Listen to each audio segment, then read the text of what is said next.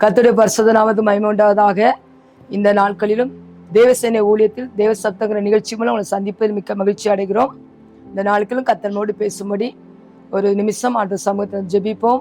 ஸ்தோத்திரம் தகப்பனே, நன்றியோடு துதிக்கிறோம். ஸ்தோத்திரம். இந்த நாளில் எங்களோடு பேசுகிறோம். நீங்கள் எல்லாம் பிதாவின் ஆவியானோன்னு சொன்ன வார்த்தையின்படி எங்களோடு பேசும். இந்த கருத்தங்களை ஒப்பு கொடுக்கிறதை பார்க்கிற ஒவ்வொரு பிள்ளைகளுக்கும் ஆண்டவரே உடைய நாம மகிமைப்படும்படி ஜெபிக்கிறோம். இயேசு நாமத்தில் பிதாவே, ஆமென்.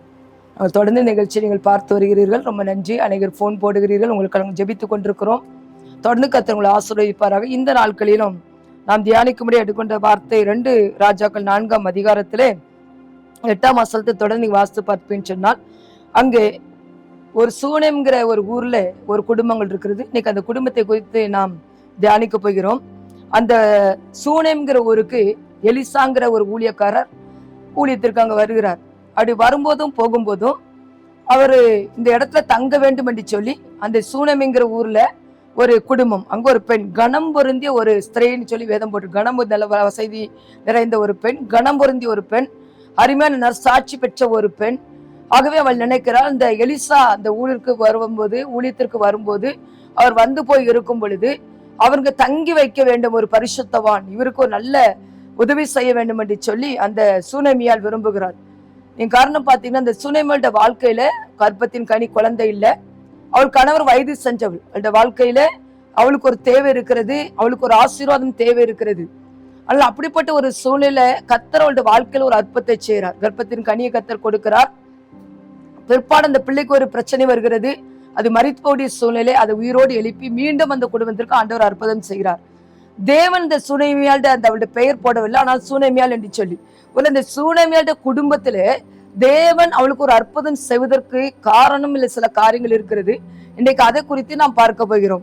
இந்த சூனேமியாளுடைய சில நற்குணங்களை நீங்க முதலாவது பாத்தீங்கன்னு சொன்னா, அந்த சூனேமியால் என்ன செய்யறாள், நம்ம இடத்துல வந்து போகிற இந்த பரிசுத்தவான் ஆண்டோடைய பிள்ளைவருக்கு ஏதாவது ஒன்று செய்வோம் என்று சொல்லி அவள் தன் மேல் வீட்டிலே மாடியிலே ஒரு அறை கட்டுவோம். அந்த அறை கட்டி மாத்திரமல்ல, அதுல ஒரு கட்டில் போடுவோம், அதுல ஒரு மேஜை, அதுல ஒரு குத்து விளக்கு, அதுல ஒரு நாற்காலி, அதாவது 5 வகையான ஒரு நன்மை செவன் இருக்கிற வீடை கட்டி கட்டில போட்டு அப்ப ஒரு மேஜை போட்டு ஒரு விளக்கு வச்சு உட்கார்ந்து நாற்காலி போட்டு அவர் வந்தா கடவுள் நல்லா ஜெபிக்கட்டும், ரெஸ்ட் எடுக்கட்டும், அவருக்கு நல்ல சாப்பாடு கொடுப்போம் அப்படின்னு சொல்லி ஒரு நல்ல ஒரு இருதயம் அவளிடத்துல இருக்கிறத நம்ம பார்க்கிறோம்.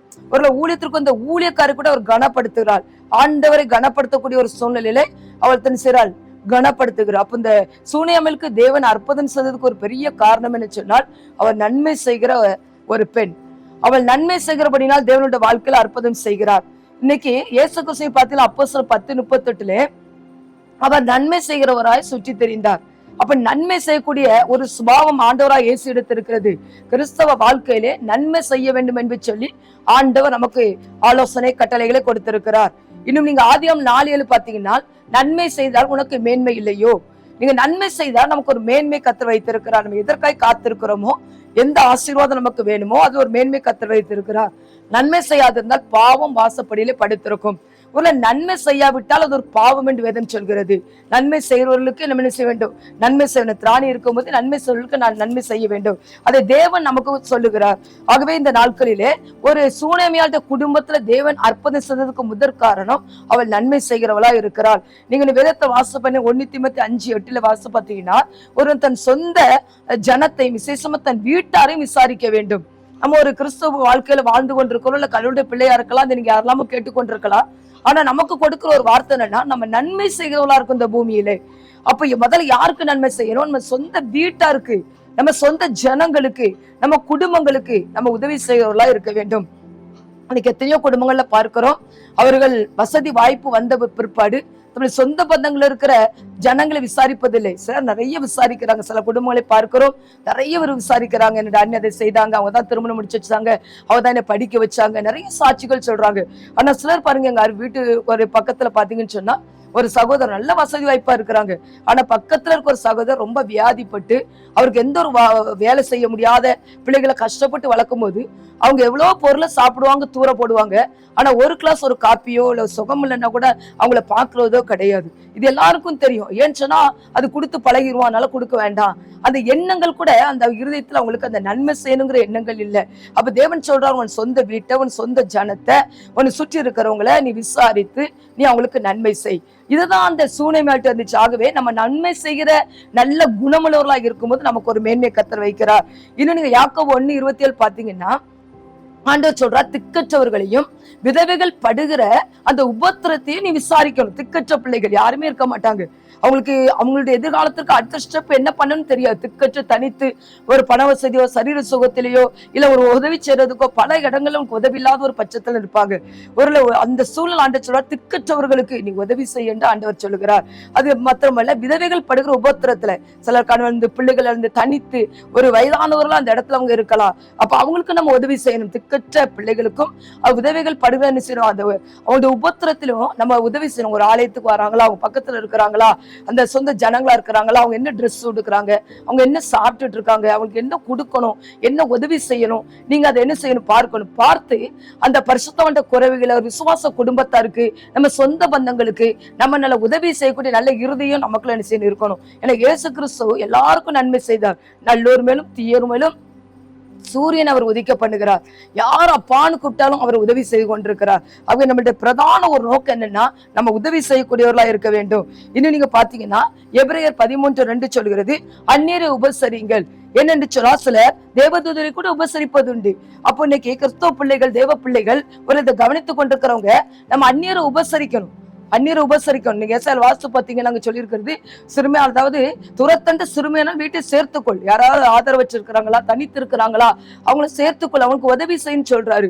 இது மட்டும் இல்ல, சிலர் என்ன செய்றாங்க, அதாவது அந்நியரை நம்ம உபசரிக்கணுமா, யாருன்னே தெரியாது. ஒரு பஸ் ஸ்டாண்ட் போயிட்டு இருக்கலாம், வீடு தேடி உங்களுக்கு வரலாம், அது யாருன்னு உங்களுக்கு தெரியாம இருக்கலாம். சில நேரம் வேதம் சொல்லுது, தேவதூதர்கள் கூட அப்படி வருவாருங்களாம். நம்ம என்ன சொல்லுவோம், நான் தான் கை நல்லா இருக்கு, கால் நல்லா இருக்கு, உங்களுக்கு போய் என்ன உதவி செய்ய, வேலைக்கு நீ போகக்கூடாதுன்னு சொல்லுவோம். நம்மகிட்ட வேலை அது இல்லை. யார் நம்ம இடத்துல உதவி கேட்டாலும் அந்த உதவி செய்யணும். உபாகத்துல நீ வாஸ்து பாத்தீங்கன்னா, வாஸ்து பத்து உபாகத்துல 15ஆம் அதிகாரம் 7ஆம் வசனம் 11ஆம் வசனத்தை நீ வாஸ்து பாத்தீங்கன்னா, அதுல ஆண்டவர் நிறைய காரியங்களை தேவன் தம்முடைய பிள்ளைகளுக்கு கொடுக்கிறார். என்ன செய்ய சொல்றாருன்னா, அந்த 15ஆம் அதிகாரத்துல ஒருவேளை இந்த பூமியில 11ஆம் வசனம் சொல்லுது, தேசத்துல எளியவர்கள் இல்லாத இருப்பது இல்லை. ஏன்னா தேசத்துல கட்டாயமா இருப்பாங்க, ஏழைகள் இருக்கா. ரெண்டு குரூப் இருக்கு. ஒண்ணு ஏழைகள் கேட்கிறவங்க, அதாவது வாங்குறவருக்கு எதிர்பார்த்திருக்கிற ஒரு குரூப் கட்டாயமா இருக்கும். இன்னொருத்தர் கொடுக்கிற ஒரு குரூப் இருக்கும். ரெண்டு பேர் இருப்பாங்க. ஒண்ணு வாங்குறவங்க, ஒண்ணு கொடுக்கறவங்க. அப்போ ஆண்டவர் சொல்றா, நம்ம கொடுக்கறவங்களா மாறணும். தேசத்தில் எளியவர்கள் எப்படி அதுக்கு இருப்பார்கள், அவர் இல்லாம இருக்க மாட்டாங்க. நீங்க அந்த 10 வசனம் தொடர்ந்து வாசிச்சு பாத்தீங்கன்னா, 7ஆம் வசனம் சொல்லி, எளியவனாகி உன் சகோதரனுக்கு உன் இதயத்தை கடினமாக்காமலும் கையை மூடாமலும் அவனுக்கு உன் கையை தாராளமாய் திறந்து அவனுடைய அவசரத்தை நிமித்தவனுக்கு தேவையானதை கடன் கொடுப்பாயாக. இன்னும் நீங்க 10 வசனம் தொடர்ந்து பாத்தீங்கன்னா, தாராளமாய் கொடுப்பாயாக, அவனுக்கு கொடுக்கும் போது இதயம் விசனப்படாதிருப்பதாக. அப்ப ஆண்டவர் சொல்றாரு, தாராளமா கொடு, இதயத்தை தர, கரத்தை தர, அடைச்சுக்கிடாத அப்படின்னு சொல்றாரு. சில இவ்வளவு பணம் வச்சுதான் இல்லம்பாங்க. அப்ப அந்நியரை உபசரிக்கும். நாங்க ஒரு நாள் ஒரு கோயம்புத்தூர் ஊழித்து போயிட்டு திடீர்னு பஸ் ஸ்டாண்ட்ல ஒருத்தர் நின்னாரு. சொன்னாரு, இப்படி எனக்கு வசதி இல்லை, நான் ஊருக்கு போகணும், ஆகவே எங்களுக்கு இந்த பஸ் டிக்கெட் கொஞ்சம் காசு கொடுங்க அப்படின்னு. அவங்க கூட இருக்கிறவங்க எல்லாம் சொன்னாங்க, இப்படிதான் ஏமாத்திட்டு போவாங்க, அவங்களுக்கு எல்லாம் நீ கொடுக்காது அப்படின்னு சொல்லிட்டாங்க. ஆனா நான் என்ன சொன்னேன்னா, வேதம் சொல்றது அந்நியரை உபசரி, நம்ம கொடுக்கற போது குறையப்பட போறது இல்லை. அவங்க ஏமாத்துறவங்க என்ன பண்ணிட்டு போறாங்க, வேதம் என்ன சொல்றது, அந்நியரை உபசரி நீ கொடுன்னு. நான் அவங்களுக்கு என்கிட்ட இருந்த அமௌண்ட்டை கொடுத்து அவங்களுக்கு அனுப்பிட்டேன். கொடுத்தோன்னு பாத்தீங்கன்னா எனக்கு சமாதானமா இருந்துச்சு, ஒரு திருப்தி. சரி கேட்டாங்க, வசனத்தின்படி நடந்துட்டேன்னு சொல்லி. ஆனா என்னுடைய குறைவிலையெல்லாம் கர்த்தர் ஆசீர்வதிக்கிறார், எனக்கு தருகிறார். ஏன்னா நம்ம நன்மை செய்தால் நமக்கு மேன்மை உண்டு. இன்னொரு நாள் பாருங்க, வாட்ஸ்அப்ல ஒரு நாள் ஒரு குரூப்ல பிரேயர் நடந்துட்டு இருந்துச்சு. ஒருத்தர் ஃபாரின்ல இருக்கிறாரு. அவர் ஒரு ஜெப குறிப்பு, அந்த சிஸ்டருக்கு அவங்க கரண்ட் பில் கட்டல, ஒரு தேவையில இருக்காங்க சிஸ்டர்ன்னு சொன்னாங்க. அப்ப நான் எனக்கு அவங்களையும் தெரியாது இவங்களையும் தெரியாது. நான் கேட்டேன், அப்போ அவங்க தேவையில் இருக்காங்க, யாரும் உதவி செய்யலையா? அப்ப இல்ல, நாங்க சரி அவங்க நம்பர் எனக்கு கொடுங்கன்னு. உடனே அவங்க நம்பர் எனக்கு, அவங்க கோயம்புத்தூர் பகுதியில இருக்கிறாங்க, அவங்களோட நான் பேசுறேன். அப்ப என்ன சிஸ்டர், இப்படி தொடர்ந்து ஜெப குறிப்பு வருது, இந்த சிஸ்டரோட தேவைக்காய் இக்கட்டுன்னு என்ன பிரச்சனைன்னு கேட்டேன். இப்ப கரண்ட் பில் கட்டணும், என் கணவர் இறந்துட்டாங்க, 3 பிள்ளை வச்சிருக்கிறேன், என்ன செய்யணும் எனக்கு தெரியல, அப்ப இதான் கடைசி நாள் அப்படின்னு சொல்லி சொன்னாங்க. உடனே நான் உங்களுக்கு உடனே சொன்னேன், சரி இன்னைக்கு உங்களுக்கு எவ்வளவு அமௌண்ட் வேணும்னு கேட்டேன். 800 ரூபாய்னாங்க. உடனே பையன்கிட்ட கொடுத்து ஒரு 1000 ரூபாய் அனுப்பிவிட்டு 800 ரூபாய் கட்டட்டும், 200 ரூபாய் அவங்க பிள்ளைக்கு ஏதாவது சாப்பிட்றதுக்கு வாங்கி கொடுத்துக்கூடன்னு சொல்லி அவங்களுக்கு அனுப்பிவிட்டேன். உடனே அவங்க அந்த கட்டிட்டு அவங்க அந்த ரிசிப்ட் அனுப்பிவிட்டாங்க. பிறகு தாரீங்க இன்னும் தரான்னா கத்தவங்களை ஆசீர்வதிப்பாங்க. ஏன்னா வேதம் நமக்கு சொல்லுது, தெரியாதவங்க, அந்நியர், அவசரத்தில் இருக்கிறவனுக்கு, தாராளமாய் கேட்கிறவனுக்கு, இல்லாதவனுக்கு அவங்க அறிந்த அந்த குறைவுகளை அறிந்து நம்ம உதவி செய்யும்போது அது கர்த்தரை பிரியப்படுத்துறதா இருக்கும். லூக்கா 16:9 அநித்தியமான உலக பொருட்களினால நீங்கள் ஆத்ம அந்த சிநேகிதரை சம்பாதித்துக் கொள்ளுங்கள். இந்த உலகத்தில் இருக்கிற பொருளை வச்சு, ஏன்னா நித்தியமா நம்ம ஆண்டோடைய ராஜ்யத்துக்கு நித்திய வீட்டுக்கு போகும்போது அங்க நம்ம ஏற்றுக்கொள்ளார் உண்டாகும்படி இந்த உலகத்துல நிறைய பேர் இருக்கிறாங்க. அத்தனை பேருக்கும் இயேசு வச்சுக்கொள்னு சொல்லக்கூடாது. சும்மா புக்கு டிராக்ஸை கொடுக்க கூடாது. பசியா இருக்கிறவனுக்கு ஆகாரத்தை கொடுக்கணும், வஸ்திரம் இல்லாதவனுக்கு வஸ்திரத்தை கொடுக்கணும். ஒரு மனுஷன் காவல்ல இருந்தா அவனை பார்க்க போகணும், வியாதியா இருந்தா பார்க்க போகணும், விசாரிக்கணும். ஆண்டு அதை தான் சொல்றாரு மத்தேயு 25. நீங்க அந்த மாதிரி செய்யும் பொழுது இயேசுடைய அன்பங்கள் கொடுக்க முடியும். வீட்டு பக்கத்துல கூட ஒரு அம்மா, இயேசு அறியாத பிரஜாதியா தான் வயசான அம்மா வீட்டுக்கு வருவாங்க.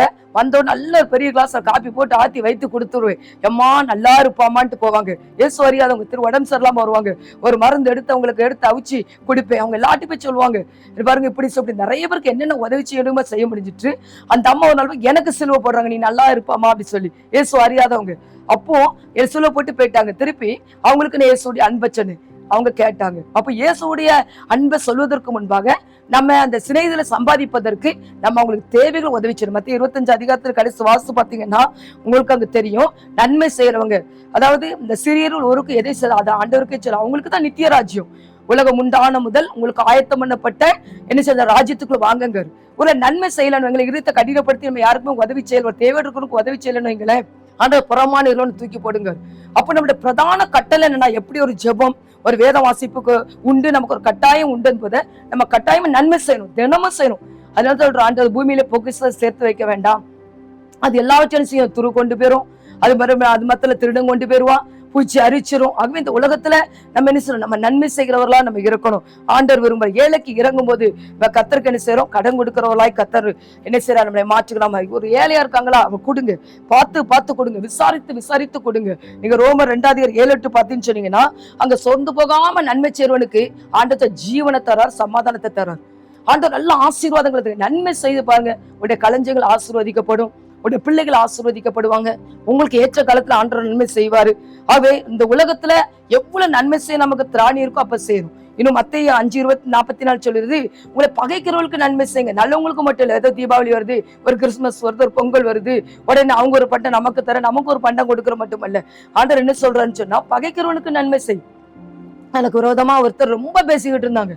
ஒரு நாள் அவங்களுக்கு திராட்சை பழம் வாங்கி வீட்டுக்கு கொண்டு போய் கொடுத்து அவங்ககிட்ட போய் என்ன செஞ்சாங்க, கொடுங்க அப்படின்னு சொல்லி. அவங்க ஆச்சரியப்பட்டாங்க, நம்மகிட்ட பேச மாட்டாங்களே, எப்படி வந்தாங்கன்னு சொல்லி. அப்புறம் ரொம்ப நண்பராயிட்டாங்க. சிலர் என்கிட்ட ரொம்ப என்னை குறிச்சு குறை சொல்லி பேசிக்கிட்டே இருப்பாங்க, எனக்கு தெரியும். நல்லா புடவையில கொண்டு போய் எடுத்து அவங்ககிட்ட போய் கொடுப்பீங்க, எனக்கு உங்களுக்கு தான் அப்படி சொல்லி. ஏன்னா நம்ம பகைக்கிறவர்களுக்கு ஆண்டவர் சொல்ற நன்மை செய், என்ன தேவையில் இருக்காங்க செய். அவை அந்தரங்கத்தில் கொடுக்கிற வெகுமதி கோபத்தை தணிக்குமா. நம்ம மேல ஒருத்தர் கோபமா இருக்கான், பகையா இருக்கான்னா நல்ல நன்மை செய்து பாருங்க, கர்த்தர் கண்டிப்பா அந்த சமாதானம் உண்டு. உனக்கு கர்த்தருடைய வழி அவனுக்கு பிரியமா இருந்தா சத்துருக்கள் சிநேகிதராய் மாறுவார்கள். அப்ப நம்ம இந்த நாட்கள்ல நன்மை செய்யணும், ஏழைகளுக்கு நன்மை செய்யணும், குடும்பத்தாருக்கு நன்மை செய்யணும், பரிசுத்தவான்களுக்கு நன்மை செய்யணும். ஒரு ஊழியக்காரங்க சுத்தி இருக்கிறாங்களா அவங்களுக்கு முதல் நன்மை செய்யுங்க. எங்கேயோ கொண்டு ஒருத்தர் கொடுக்க விட பக்கத்துல ஒருத்தர் அவங்க ஒரு சாப்பாட்டு வழியில பிள்ளைகள் படிக்க வைக்கணும், வீட்டு வாடகை, அவங்க எந்த தலைமையில இருக்கிறாங்க, உங்க சித்து இருக்கிற கண்களை ஏறெடுத்து பாருங்க. எத்தனை ஏழைகள் இருக்காங்க, எத்தனை கஷ்டப்பட்டவங்க, எத்தனை திக்குச்சவங்க, எத்தனை சிறுமைப்பட்டவங்க, எத்தனை ஊழியக்காரங்க. உங்க கண்களை ஏறெடுத்து பாருங்க. சாப்பாட்டுக்கு வழி யாரும் இல்ல, உடுக்க துணி யாருக்கு இல்ல, பிள்ளைகள் படிக்க வைக்கிறதுக்கு, ஒரு திருமணம் முடிக்கிறது இருக்கு. இந்த உலகத்தின் காரியங்கள் கண்கள் ஏறெடுங்க. வீட்டுக்குள்ள எதுவுமே சேர்த்து வைக்காதீங்க. எல்லாத்தையும் நீங்க கொடுக்கறதுக்கு ஆரம்பிக்குதா கர்த்தர் உங்களை மேன்மைப்படுத்துவார். வேதம் சொல்லுது, நன்மை செய்தால் உனக்கு மேன்மைன்னு ஆண்டவர் சொல்லுகிறார். நீங்க நன்மை செய்தா மேன்மை தராரு, நன்மை செய்தால் நமக்கு கனமும் மகிமையும் கத்த தரார். நீங்க நன்மை செய்வீங்கன்னு சொன்னா ஆண்டவர் எல்லா ஆசீர்வாதத்தையும் கத்த நிச்சயறாரு நமக்கு கொடுக்கிறாகவே. உங்களுக்கான ஜெபிப்பு அந்த நாட்கள்ல அந்த சூனமியாளோட குடும்பத்துல தேவன் ஒரு அற்புத 4 காரியங்கள் இருக்குது. நான் தொடர்ந்து ஒவ்வொரு வாரமா நான் ஒவ்வொரு காரியங்களை அதை சொல்றேன். இன்னைக்கு முதலாவது ஒரு காரியம், அந்த சூனமியாளோட வாழ்க்கையில தேவன் ஒரு அற்புதம் செய்ததுக்கு காரணம் என்னன்னா, அவன் நன்மை செய்கிறவன், பார்த்து செய்யறான். அவர் வந்தா தங்குறதுக்கு, படுக்கிறதுக்கு, அவர் உட்கார்ந்து ஜெபிக்கிறதுக்கு, அவர் என்ன வேணுங்கிறத அறிந்து அவர் நன்மை செய்யறான். இன்னைக்கு ஒவ்வொரு பிள்ளைகளுமே நாம வாங்குறவங்களா இருக்கக்கூடாது, நல்லா கொடுக்கறவங்களா இருக்கணும். நம்ம என்ன செய்யலாம், அப்படின்னு சொல்லி பாருங்க, உங்க தேவைகள் சந்திக்கப்படும். நம்ம ஆண்டு சொல்லி எவ்வளவு நம்ம கொடுக்கிறோமோ அந்த அளவு நம்ம பெற்றுக்கொள்ளும் ஆண்டு சமூகத்துல. அவன் உங்களுக்காக நான் ஜெபிக்கிறேன். ஆண்டு உங்களை ஆசீர்வதிப்பார். ஸ்தோத்திரம் ஆண்டவரே, நன்றியோடு துதிக்கிறோம். ஸ்தோத்திரம். இந்த நாட்கள்ல நாங்க கொடுக்கிறவங்கள மாற்றுங்க. நமக்கு எவ்வளவு கர்த்தர் கொடுத்திருக்கிறாரோ, நமக்கு எதை கொடுக்க முடியுமோ, நமக்கு கீழே இருக்கிறவங்க, தேவையில இருக்கிறவங்க, கஷ்டத்துல இருக்கிறவங்க, குறைவுல இருக்கிறவங்க, ஒரு எதிர்பார்ப்புல இருக்கிறவங்க, சொந்த குடும்பங்கள், சொந்த ஜனங்கள், ஏழைகள், திக்கற்றவர்கள், விதவைகள், நம்ம சார்ந்திருக்கிறவர்கள், ஊழியர்கள் எல்லாம் என்னென்ன தேவையில இருக்கிற அது செய்யும்போது அது கர்த்தருக்கே நம்ம செய்யறோம். நித்திய ராஜ்யத்தை தரார் தேவன், மேன்மை தரார் தேவன், நமக்கு சகல ஆசீர்வாதங்களையும் கர்த்தர் தருவார். நாட்களிலும் நீங்க கர்த்தருக்கு காத்திருக்கிறவரையால் நீங்க வெட்கப்பட்டு போவதில்லை. அப்படி சமூகத்துல காத்திருக்கிறீங்க. வெகு நாளாய் நீங்கள் அழுது கொண்டிருக்கிற காரியத்துல, வெகு நாளாய் நீங்கள் வேண்டிக் கொண்டிருக்கிற காரியத்துல ஆண்டவர் சொல்றா, இன்றைக்கு ஒரு அற்புதத்தை நான் செய்வேன், நிச்சயமாய் முடிவுண்டு, உன் நம்பிக்கை வீண் போகாது என்று சொல்லுகிறார். எதை குறித்தும் கலங்காதே, பயப்படாதே. கர்த்தருடைய கரமும் கூட இருக்கு என்பதும், உன் கர்த்தருடைய சினம் உன் சத்துருட்ட இருக்கு என்பதை காணத்தக்கதாக ஆண்டவர் அந்த சத்துருக்களுக்கு மத்தியில வெட்கப்பட்ட இடத்துல, உங்களுக்கு விரோதமா பேசின இடத்துல ஆண்டவர் உங்களை உயர்த்துவேன் என்று சொல்கிறார். அவரே நம்பியிருங்கள், கிருபை சூழ்ந்து கொள்ளும். துதிகன மகிமை உமக்கு செலுத்துகிறோம். இயேசு நாமத்தில் பிதாவே, ஆமென்.